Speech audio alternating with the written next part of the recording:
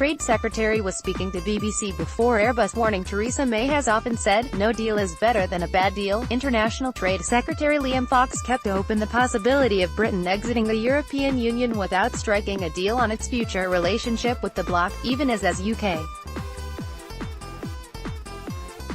Businesses ratcheted up their warnings against such an outcome.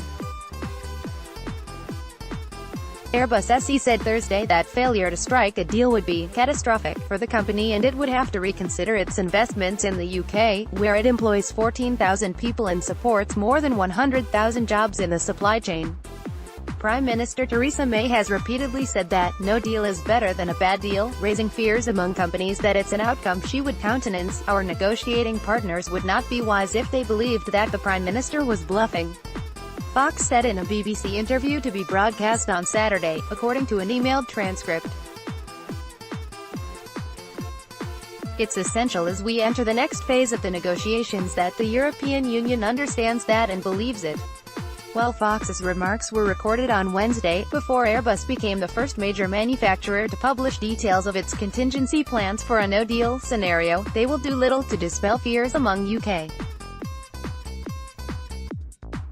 manufacturers that Brexit may disrupt the movement of components and workers, and force them to relocate operations to the continent.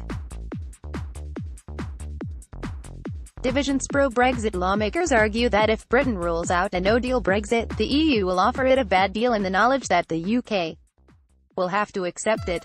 For detractors of Brexit, no deal is the worst possible outcome.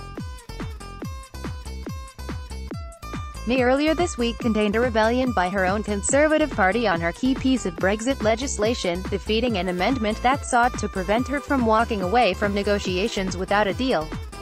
May hopes to seal a divorce deal at an EU summit in October, as well as spelling out the substance of what the future economic partnership with the bloc will look like. As the negotiations pivot away from the divorce toward future trading ties, the EU's other 27 members are likely to become less unified in their approach, Fox said. As we move forward and we look at the economic positions, they're not the same across the whole EU. For example, the impact on not achieving an agreement with a country like the Netherlands or Belgium or Ireland is infinitely greater than some of the southern European countries, he said. So it would be much more now about how individual countries across Europe see their economic well-being being affected by this. Watch live TV, listen to live radio. Kentucky bourbon warehouse collapses, spilling 9,000 barrels of whiskey. June 22, 2018, 7:27 p.m. Eastern Daylight Saving Time. Energy stocks lift U.S.